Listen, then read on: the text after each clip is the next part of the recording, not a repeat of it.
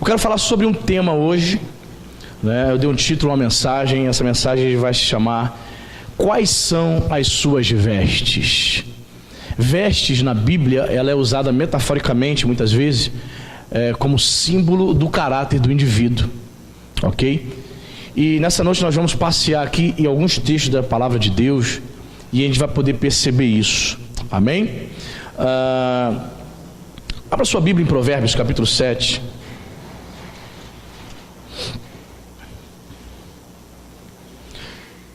Provérbios capítulo 7, versículo 10.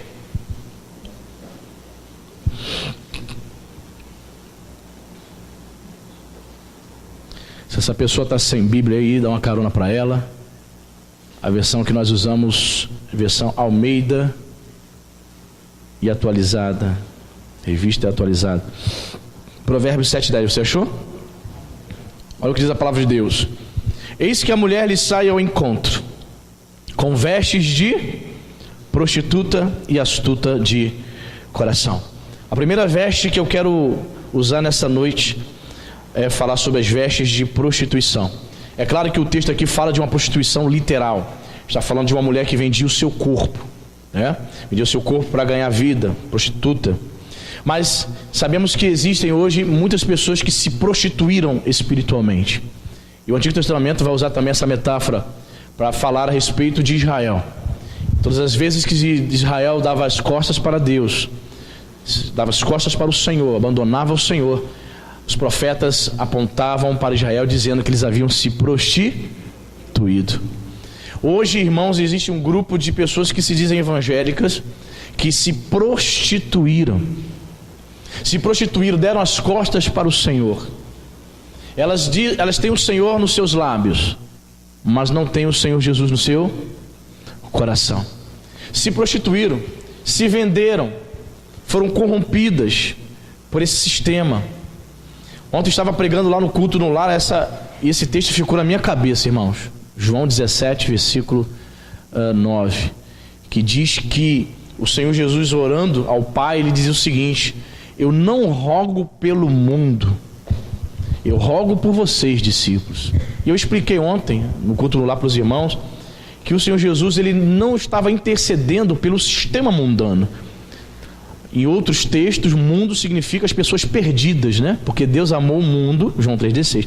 Mas nesse texto ali, nesse contexto de João 17, Jesus se referia ao sistema corrompido.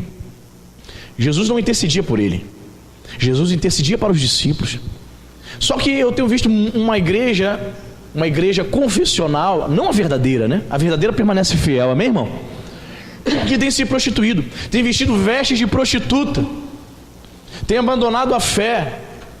Com o passar do tempo, com o passar dos anos, tem aberto precedentes na sua vida. Como assim, pastor? Você quer ver? Muitos crentes, quando eles se convertem, eles são radicais. Ele abandona a bebida, ele abandona o mundo, chegam até a exagerar, deixa de ir na casa de parente, não fala com os antigos amigos, é até um pouco exagerado. Todavia, com o passar dos anos, ele começa a abrir alguns precedentes. No início da conversão dele, ele não bebia, mas agora ele já bebe socialmente. Você entende? No início da conversão dele, ele foi radical, ele abandonou todo o pecado, não falava palavrão. Olha, a boca dele era santa, só para louvar a Deus. Agora de vez em quando sai um palavrão, ele nem se repreende, nem se policia, está tudo normal, está se prostituindo com esse mundo. Trabalha num ambiente onde as pessoas, não servem a Deus, falam palavrão e ela se contamina. Ao invés de ser sal e luz naquele ambiente, luz para iluminar, ela se deixa contaminar. Está falando palavrão igual aquelas pessoas que estão ali trabalhando com ela. Vestes de prostituta é uma referência ao caráter da pessoa que abandonou ao Senhor.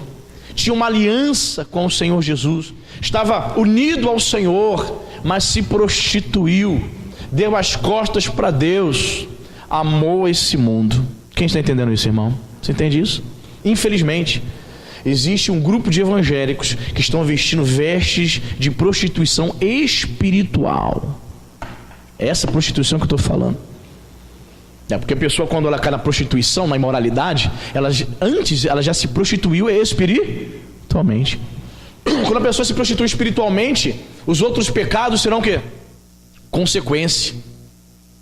A mágoa no coração, a imoralidade, o adultério, a fornicação, a desonestidade. Percebe? Existe um grupo que se prostituiu espiritualmente. Que nós não sejamos este grupo, amém, queridos? Prostitutas de vestes espirituais. Outro tipo de vestes, só lembrando os irmãos que vestes é símbolo do caráter, ok? Outro tipo de vestes que nós não podemos nos vestir está em Lucas capítulo 16. Vamos dar um pulinho no Evangelho de Lucas.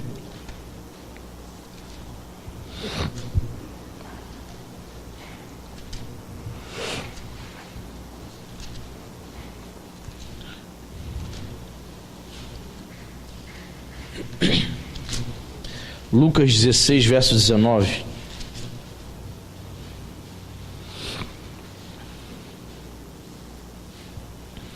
Diz a palavra de Deus: ora, havia certo homem rico que se vestia de púrpura e de linho finíssimo e que todos os dias se regalava esplendidamente. Vestes de púrpura, irmãos, na Bíblia, simboliza a glória e os prazeres deste mundo. Infelizmente, muitos crentes não entenderam ainda que para ser crente de verdade, ele precisa se separar do mundo. Irmão, não tem como. Não tem como você ser cristão e abraçar os prazeres mundanos. Não há como você ser cristão e amar as coisas deste mundo. O apóstolo Tiago vai dizer: aquele que ama o mundo constitui-se inimigo de Deus. Imagina, irmãos, nós amando o mundo, nós se voltando para o mundo e nos colocando na posição de inimigo de Deus. Quando você tem Satanás por teu inimigo, estamos na vantagem, porque Deus intercede e nos protege, amém, irmão? E quando Deus está como teu inimigo, não porque Ele queira, mas porque você se colocou nessa posição. Pois é, pessoas que estão se vestindo de vestes de púrpura, elas amam a glória deste mundo. Irmãos, o que dá de evangélico, o que aparece de evangélico nesses programas de reality tipo The Voice, qual é o seu talento? E você sabe que o prêmio normalmente para o vencedor qual é? É gravar um CD, é se tornar famoso, é ganhar muito o quê? Dinheiro. O que faz um crente que canta na sua igreja sair da sua igreja e lá na Rede Globo Televisão se inscrever no The Voice, qual é o seu talento, sei lá, qual é o reality, desejando ficar famoso e rico? O que faz um crente servindo a Deus, louvando ao Senhor na sua igreja, desejar o mundo, a glória? Sabe o que é? É porque ele se veste de púrpura, veste de glória. Ele quer o mundo. Querido, não tem como estar aliançado com o Senhor e ao mesmo tempo você manter uma parceria com esse sistema, manter uma parceria, estar aliançado com as coisas do mundo. Quando você rompe, desfaz a tua aliança, o pacto que Jesus fez na cruz do Calvário por você, automaticamente você abre todas as brechas para a atuação do diabo na tua vida. É automático. No reino de Deus, presta atenção no que eu estou falando para você. No reino de Deus não existe neutralidade. Eu estou vendo muita gente aí agora, né, nessas eleições. Não, eu não voto nem no Bozo, eu não voto nem no Lula Molusco. Não, eu sou neutro. Falaram isso até o final do primeiro turno. Eu quero ver agora no segundo turno. Não tem como ser mais neutro. Ou é ou não é. Ou é ou não é. Não concordo com o Bolsonaro, pastor. Amém, você tem esse direito. E agora? Vai fazer o quê? Vai anular voto? Anula voto, vai entregar para um dos dois. Perfeito? Quando eu anulo meu voto, quando eu voto em branco, eu estou dizendo que se exploda o Brasil. Eu não tenho nada a ver com o que está acontecendo. Ei, você tem a ver sim o que está acontecendo nessa nação brasileira, meu irmão. Não tem como dar uma de isentão, não tem como. No reino de Deus também não existe neutralidade. Ou você é, ou você não é. Se você não tem uma aliança com Jesus, automaticamente você terá uma aliança com Satanás. Quem tem aliança com Jesus, o diabo não toca. Mas se eu desfaço essa aliança, se eu vivo de uma maneira que não honro o pacto que Jesus fez na cruz por mim, Satanás vai ter domínio, senhorio sobre minha vida. Você está entendendo isso, irmão? E aí, o que se percebe na vida desse indivíduo que se diz cristão? Ele vestido de vestes de púrpura, representando toda a glória, o esplendor desse mundo, os prazeres deste mundo. Entende isso, irmão? Nós não podemos nos vestir de púrpura. Nós não podemos colocar essas vestes, as vestes da ostentação, as vestes de desejar o poder, as vestes de desejar ser famoso. Eu não entendo, não. Eu estou tentando entender, irmão, esses crentes. As vestes da glória mundana, sabe? As vestes do crente que tenta implantar o socialismo no nosso país, que diz que não tem nada a ver, que pega o plano de governo do senhor Haddad e ele olha, não tem nada não, nada que atinge o povo de Deus. Como é que pode, irmão? É difícil você pregar, conversar com alguém e não tocar nesse assunto. É quase que impossível. É quase que impossível. As pessoas que estão isentando, não toco nesse assunto não falo sobre isso não. Tá onde? No mundo da lua? Tá em Marte? Já foi para o espaço? Esqueceu de me chamar? Comprou uma passagem da NASA? Não tem como, querido. Estamos vivendo tempos difíceis. Eu estava falando com o diácono José antes de iniciarmos o culto aqui. Falei assim, olha, presta atenção. Falei para ele, diácono José, se o Bolsonaro ganhar, amém, prevalecerá a vontade da maioria do povo, não é isso? Deus no controle, glória a Deus, não é isso? Se o Haddad ganhar, Deus continua também no controle, amém, irmão? Se o Bolsonaro ganhar, nós diremos assim, ó, qual será o nosso discurso se o Bolsonaro ganhar? Deus respondeu à igreja e teve misericórdia da igreja, sim ou não? Nós não estamos orando pelo Brasil? Entendemos que ele vai, as igrejas estão apoiando ele, não é isso? Nós diremos isso. Mas se o Haddad ganhar, nós diremos qual será o discurso da igreja? Deus está no controle, mas o juízo de Deus está vindo aí, irmão. É ou não é verdade? O juízo de Deus está vindo. E detalhe, irmãos, só você ir para a Bíblia.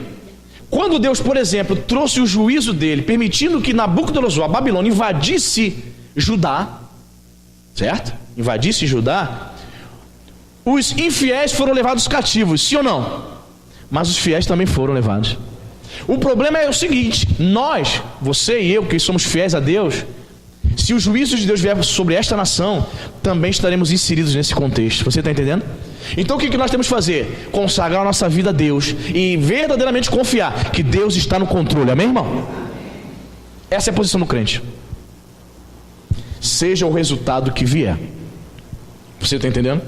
Mas infelizmente, alguns crentes estão se vestindo de púrpura, vestes de prazer e de glória desse mundo. Gostaria que você abrisse no Salmo 22, versículo 18, que é um salmo messiânico. É um salmo messiânico. O que significa isso, pastor? É um salmo que aponta para o Messias, para Jesus. Deus inspirou pelo Espírito Santo Davi para trazer esse salmo, no qual houve o cumprimento em Jesus. Salmo 22, verso 18.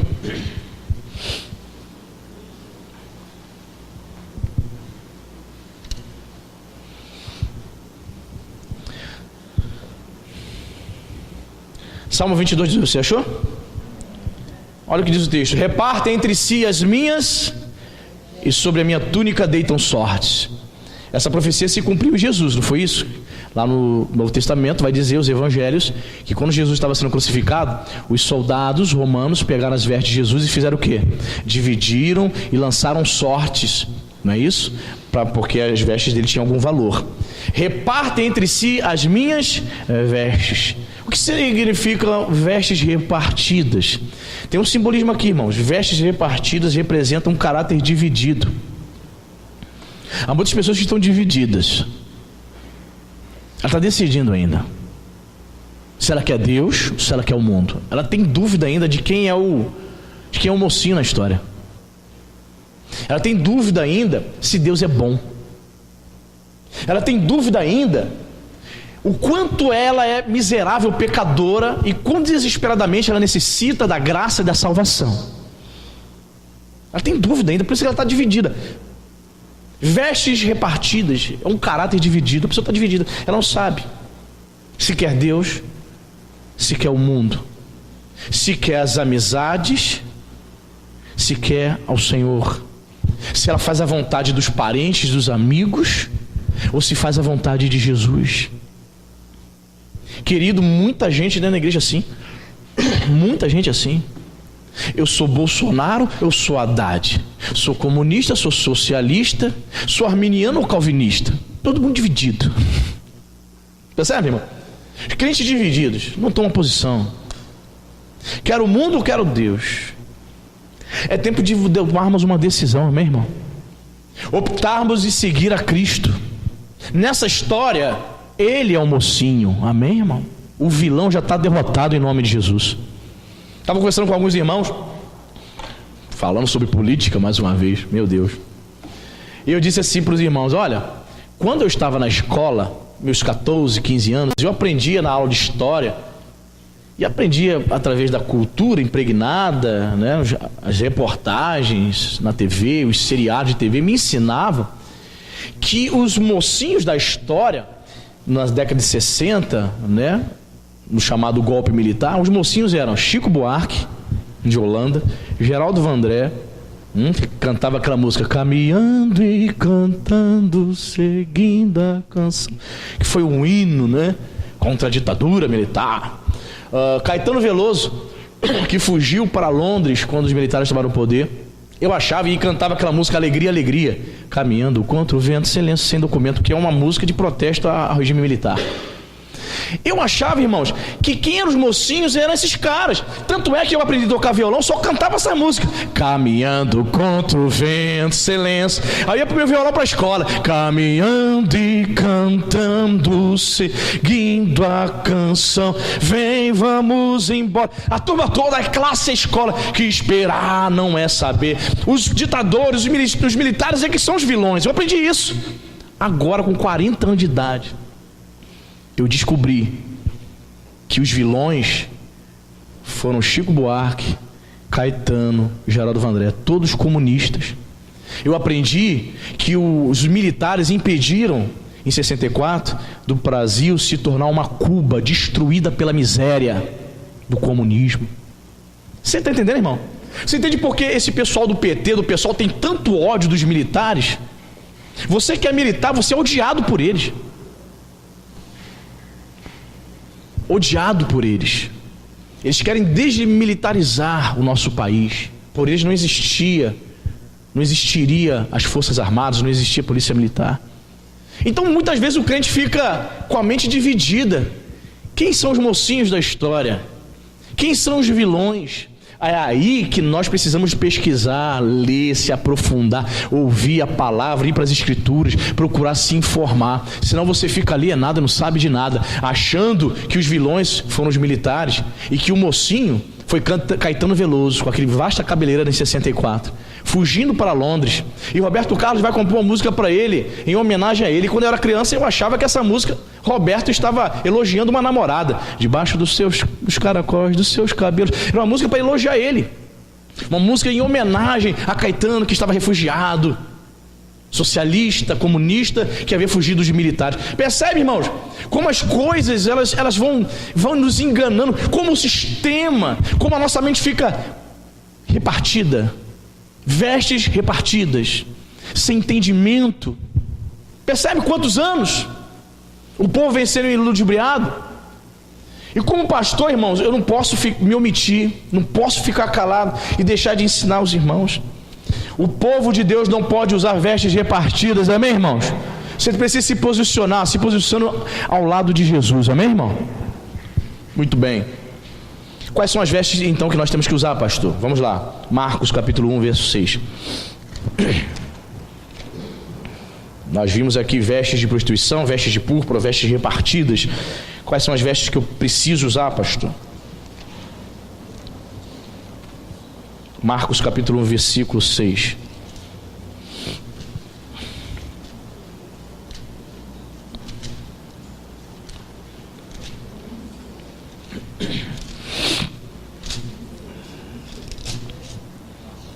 Você achou? Marcos 1,6?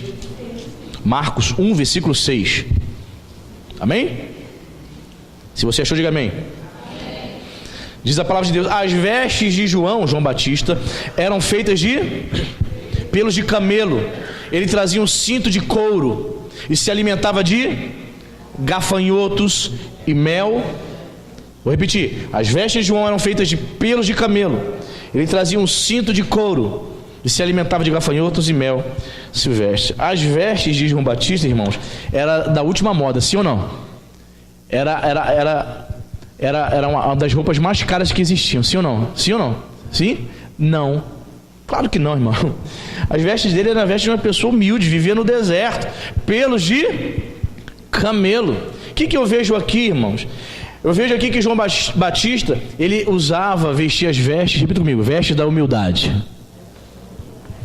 Amém, irmãos? João Batista, ele recusa-se a viver no centro religioso de Israel, Jerusalém. O pai dele era sacerdote, lembre-se disso, Zacarias. Ele se recusa a estar servindo ali com o pai dele e vai para o deserto. Ele via toda a corrupção, né? Ele via a corrupção religiosa, o quanto aqueles homens estavam desviados de Deus. E o que ele faz? Ele vai para o deserto. E em outros textos vai dizer que a palavra de Deus veio a João Batista onde? No deserto. Deus estava com João Batista onde? No deserto.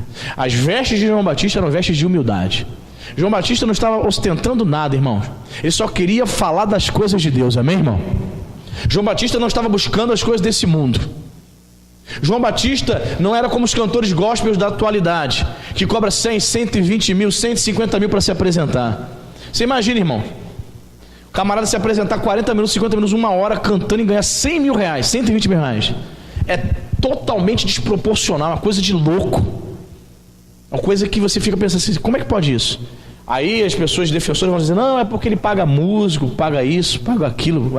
100 mil reais, vai pagar quanto para esse músico? 10 mil para cada músico? É isso? Claro que não é isso, irmão. Sabe, vivemos esse movimento gospel que tem enganado muitas pessoas. E é o que eu tenho conversado com alguns irmãos e dito. As pessoas que estão se convertendo agora estão achando que isso é evangelho, e não é. O meu receio é esse. As pessoas da antiga estão sabendo, entre aspas, né? Está sabendo discernir. Algumas estão sabendo. Mas os que estão se convertendo agora, está chegando agora. Aquela senhora simples, humilde, aquele jovem, não conhece nada de evangelho, nunca frequentou a igreja, começa a ser discipulado vendo esse ambiente. Ele acha que isso é evangelho. Ele acha que isso são vestes de humildade. Claro que não, irmão. João Batista, ele foi para o deserto, viveu uma vida de austeridade, longe do sistema mundano pecaminoso, se separando para Deus, para ser um instrumento do Senhor. Sabe qual foi a recompensa de João Batista? Você sabe? Jesus dá testemunho de João Batista e vai dizer que ele foi o maior de todos os profetas. Você sabe o que é isso, irmão? Jesus simplesmente estava dizendo que João Batista foi maior que Daniel. Jesus estava dizendo que João Batista foi maior que Isaías, Ezequiel. Isso é muita coisa, irmão. Recebeu o testemunho, mas ele pagou um preço. Qual foi, irmão? Qual foi o preço que João Batista pagou, irmão? Ele perdeu literalmente a sua cabeça. Vestir as vestes da humildade muitas vezes vai requerer de você pagar um preço altíssimo. Você está disposto a pagar esse preço? Para vestir essas vestes de humildade, longe da ostentação, para viver na simplicidade do evangelho de Jesus Cristo, tem que pagar um preço, irmão. Tem que pagar um preço. Até mesmo entre os pastores, nós temos que fugir daquelas ciladas. Qual é a cilada? Você encontra com alguns pastores, e alguns pastores têm a mania desprezível de dizer, e aí, quantas pessoas tem na tua igreja? Porque ele vai medir o teu sucesso pela quantidade de pessoas que tem na sua igreja. Se a sua igreja não cresceu, é porque você é um fracassado. E sabemos pelas escrituras que quem dá o crescimento à igreja é quem, meu irmão? Deus. O pastor, os irmãos, os que trabalham na casa do Senhor são meros instrumentos de Deus. Quem dá o crescimento é o Senhor. Percebe? Então, entre os próprios pastores, entre aqueles que deveriam ter um pouco mais de discernimento, eles estão esquecendo de vestir as vestes da humildade, irmão. João Batista, colocando roupa de pelo de camelo, demonstrava que ele era uma pessoa que não estava muito aí para a moda.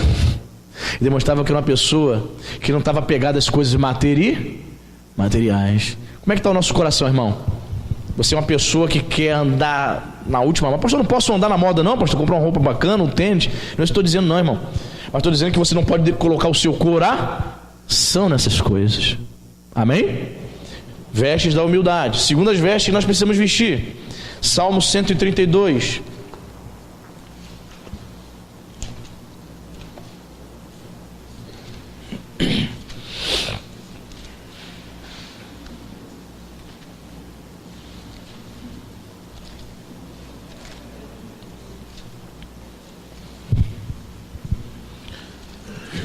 Olha que interessante.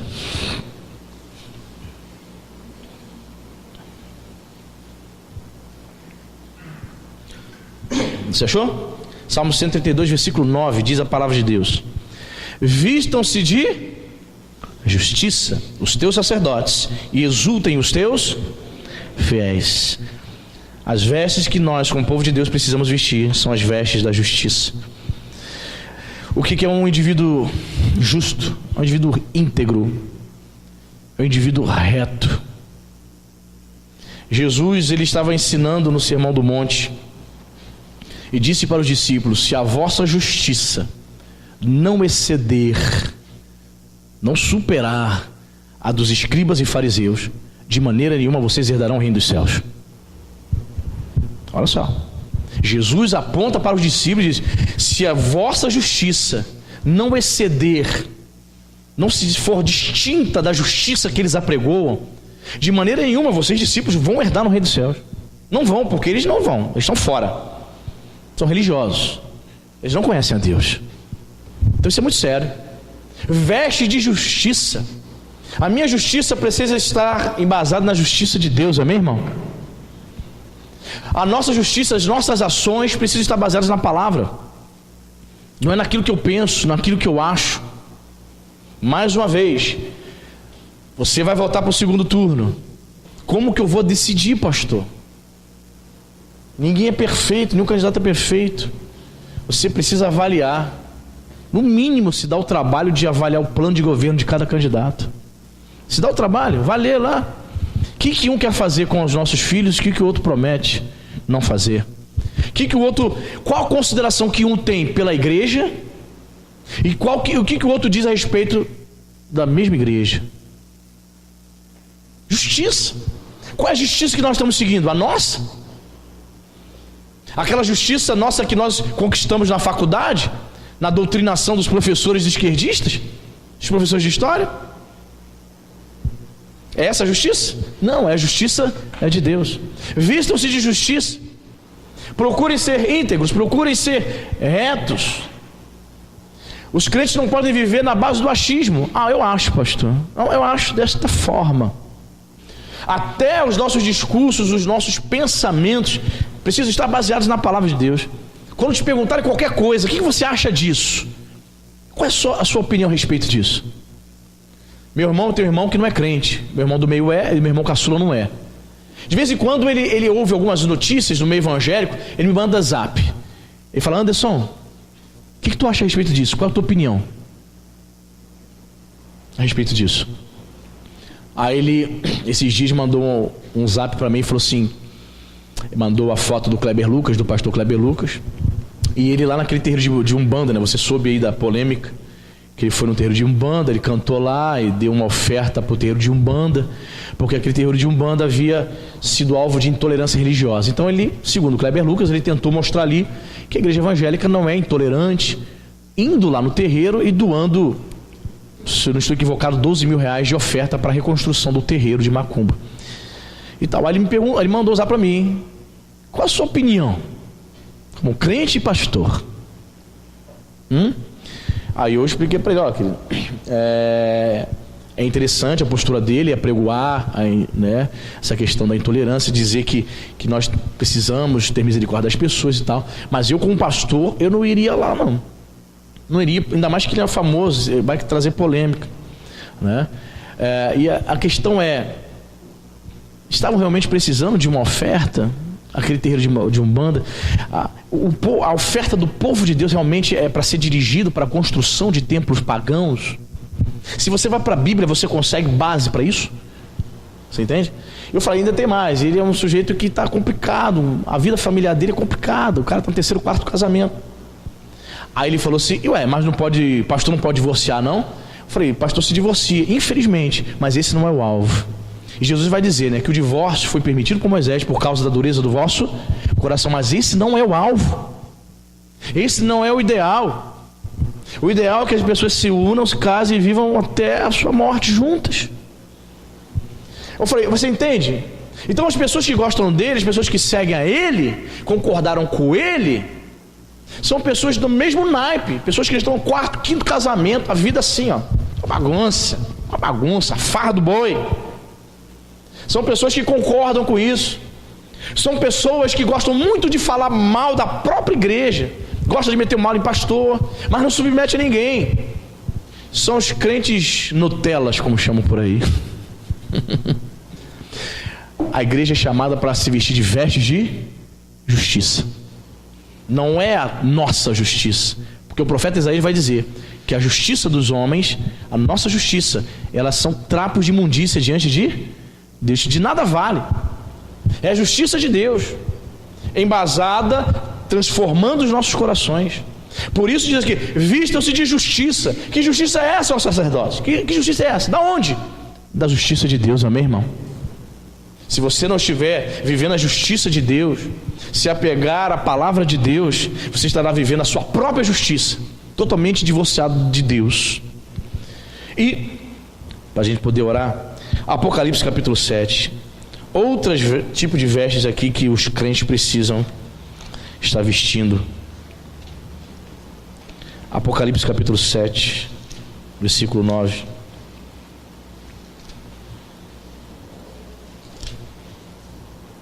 Apocalipse.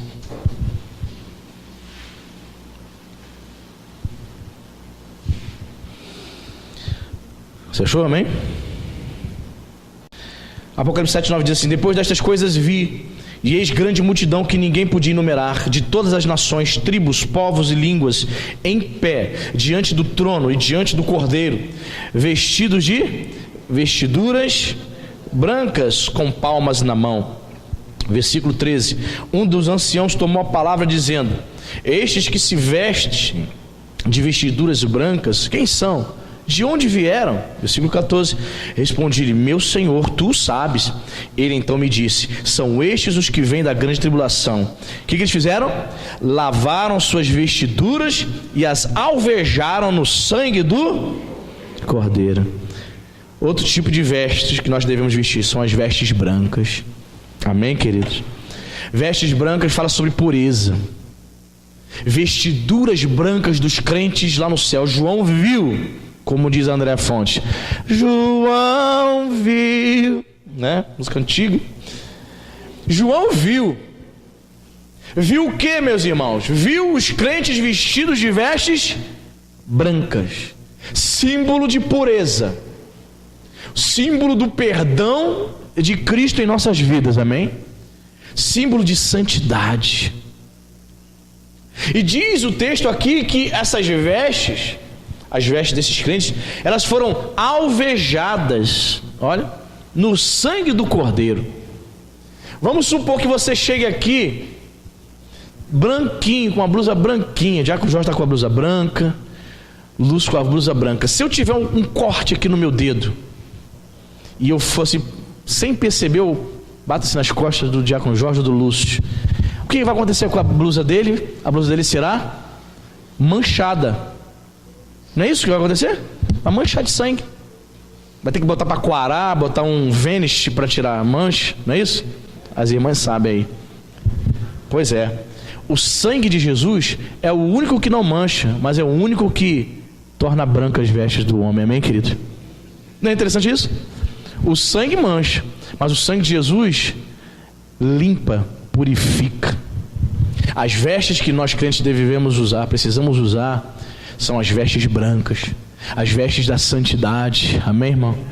Como é difícil Como é difícil ser santo nesse mundo, irmão. Olha, vou te contar, não tá de gibi não. Como é difícil para os jovens se manter puro. Como é difícil. Por que eu sei que é difícil? Porque eu me converti com 15, eu sei. Experimentei na pele o que é um adolescente servindo a Deus com toda a pressão lá fora. Mas diariamente eu acordava e dizia: Senhor, eu quero purificar as minhas vestes, eu quero alvejar as minhas vestes, o meu caráter, a minha vida no sangue do Cordeiro. Amém, irmão? Precisamos, nos vestir de vestes de justiça, vestes de humildade, vestes brancas de santidade, de pureza. Quando a gente fala de pureza, vem na cabeça logo a questão do sexo, né, meu irmão? Questão sexual. Pureza é muito mais do que isso, irmão. Uma pessoa que não tem maldade na cabeça é uma pessoa pura. A pessoa não tem malícia, né? É uma pessoa pura. A pureza não diz respeito somente à questão sexual. É a questão sexual? Sim. Mas vai mais além do que isso. Fala de honestidade, fala sobre santidade, fala sobre separação. Amém, irmão? Eles alvejaram. Esse termo eu acho muito bacana. Alvejar. Algumas caixas de sabão em pó vem escrito alvejante, poderoso alvejante. Não é isso que diz algumas caixas de sabão em pó? Sabão em pó Omo, poderoso alvejante, tira a mancha e ainda deixa cheirosa a sua roupa. Jesus é o único que tira a mancha do pecado. Amém, irmão? Se você está aqui e está se sentindo pecaminoso, pastor, estou cheio de pecado, saiba que Jesus te purifica em nome do Senhor. Saiba que Jesus, ele vai alvejar as tuas vestes. As suas vestes ficarão brancas. Irmãos, eu vou falar uma coisa aqui de que eu li no livro. Você acredite ou não o que essa pessoa relatou no livro. Em determinado livro, uma irmã disse que teve uma revelação da parte de Deus. E ela falou que nessa revelação ela ficava em espírito, observando uma igreja, mas ela ficava em espírito assim, como se estivesse do alto, flutuando com a alma dela, observando tudo o que acontecia na igreja, essa irmã. E ela conta que a igreja estava cheia, o pastor, ela disse que conforme o pastor pregava, ela estava chegando no mundo espiritual, certo? Então, conforme o pastor pregava, ela falou que via labaredas de fogo saindo da boca do pastor, sim, e em direção às pessoas. E no final daquela mensagem, o pastor falava, ela via labaredas de fogo saindo da boca do pastor e indo em direção às pessoas. O pastor fez o apelo, a igreja lotada, e algumas pessoas vieram à frente aceitando Jesus como Salvador. E ela disse que nessa visão, as pessoas dobraram seus joelhos diante do altar, e ela falou que conseguia ver a alma delas. Deus mostrava para ela a alma das pessoas, e a alma delas ia como nuvem preta ao redor dela, envolvendo ela, nuvens pretas.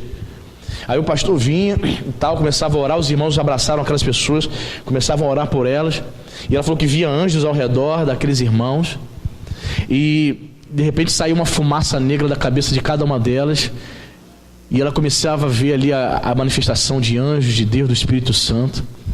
Irmão, no mundo espiritual, eu creio piamente. Eu creio piamente que o indivíduo chega, na negridão do pecado.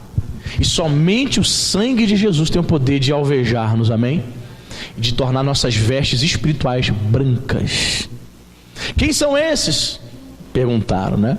São os que foram lavados pelo sangue do Cordeiro. Que você possa, em nome de Jesus, vestir essas vestes brancas nessa noite. Amém, querido? Amém. Isso, feche seus olhos, segura na mão do teu irmão. Amém. Meu Deus, em nome de Jesus Cristo,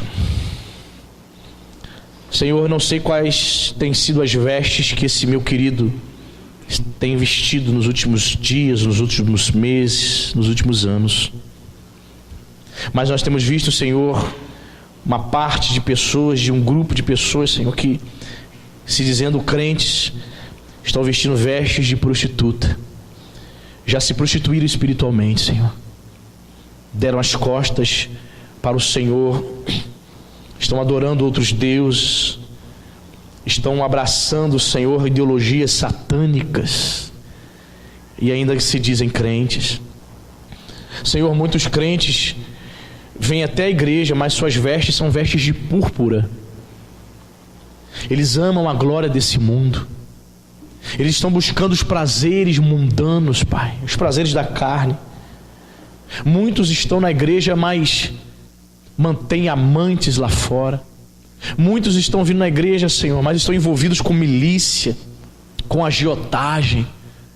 Eles amam as coisas do mundo, os prazeres dessa vida. Suas vestes são vestes de púrpura.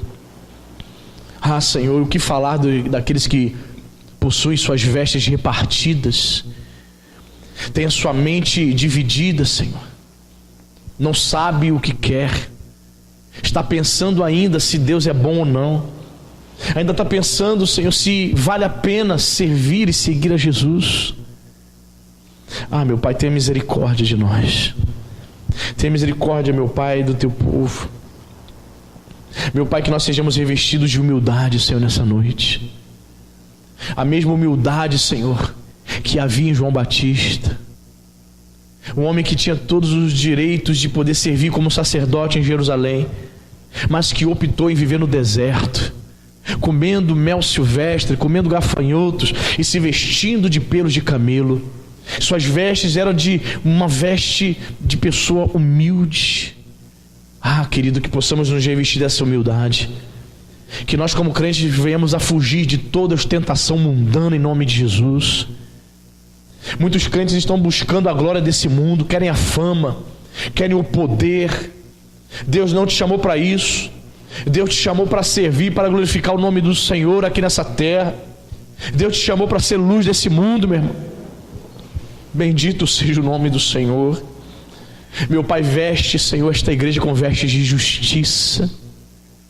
Meu Deus, não a nossa, Senhor, porque a nossa, são como trapos de imundícia, Senhor. A nossa justiça é falha, mas veste-nos, meu Senhor, da justiça de Cristo. Sim, Senhor, justiça que nos torna, meu Pai, justos aos teus olhos. Nos torna, Senhor, totalmente redimido aos teus olhos. Em nome de Jesus, Pai, que a nossa justiça, Senhor, venha exceder dos escribas e fariseus, venha exceder dos religiosos dessa terra, Senhor. Senhor, meu Pai, o Senhor não nos chamou para sermos religiosos. Livra-nos, meu Pai, da hipocrisia religiosa. Que a nossa justiça, Senhor, seja, meu Pai, que as nossas vestes sejam vestes de justiças, meu Deus, em nome de Jesus, de pessoas que têm um relacionamento profundo com o Senhor. Meu Pai, que sejamos, meu Pai, verdadeiramente homens e mulheres, Senhor, que vistam essas vestes, meu Senhor, para ter um relacionamento real e autêntico com o Filho de Deus. Em nome de Jesus, Pai.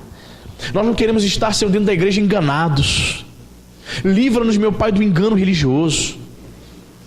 Em nome de Jesus Cristo. Livra, Senhor, o teu povo, meu Pai, do engano desses últimos dias. E nos vista, Senhor, de vestes de justiça. Queremos sim, Pai, colocar essas vestes nessa noite. Sim, porque somos justos aos teus olhos. As vestes da retidão. Sim, Pai, queremos ser íntegros diante do Senhor. Em nome de Jesus. Pai, eu não sei, Senhor, qual foi o pecado cometido, Senhor.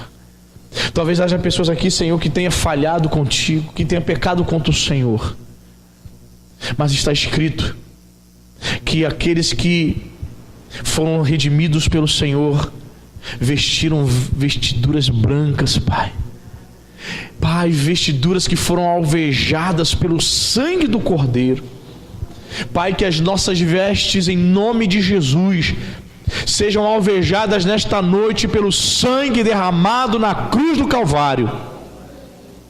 Eu creio, Pai. Eu creio que aquele sangue precioso que foi derramado até a última gota do Senhor, eu creio que Ele está alvejando as nossas vestes agora. Eu creio que o nosso interior, meu amado, creia nisso, está sendo alvejado por esse sangue, aleluia. Jesus está limpando a cada um de nós. Peça ao Senhor isso, abra a tua boca, peça ao Senhor: Jesus, venha alvejar as minhas vestes. Jesus, venha tornar as minhas vestes brancas, mais alvas do que a neve, Senhor. Somos pecadores e precisamos dessa purificação. Senhor, pecamos no pensamento, pecamos nas ações, pecamos com palavras, com obras. Muitas vezes nos omitimos, meu Pai, na omissão pecamos. Deixamos de fazer o bem, Senhor, quando nós deveríamos fazer. Meu Pai, precisamos ser alvejados por esse sangue. Em nome de Jesus. Senhor, com os olhos naturais nós não podemos ver. Eu não consigo ver com meus olhos naturais, mas pelos olhos da fé eu posso ver o Senhor passeando no meio aqui desta igreja, alvejando com o seu precioso sangue a cada crente, aleluia. Creia nisso, meu irmão, que você está sendo purificado. E como diz as Escrituras, nenhuma condenação há para aqueles que estão em Cristo Jesus. Bendito seja o teu nome, Pai. Vista no Senhor de justiça, vista no Senhor com essas vestes brancas, para que o teu nome seja glorificado. Nós cremos, meu Pai, esta é uma igreja que crê no poder do sangue. Muitos deixaram de crer, mas nós afirmamos, meu Pai, nós reafirmamos a nossa fé, a nossa crença na redenção através do sangue. Bendito seja o teu nome, Pai. Veste essa igreja, Senhor, reveste-nos de Cristo, para a honra e para a glória do teu santo nome. E se você crê, você pode dizer amém. Diga graças a Deus, aplauda o nome do Senhor, amém, querido? Aleluia. Glória a Deus. Bendito seja o nome de Jesus, amém.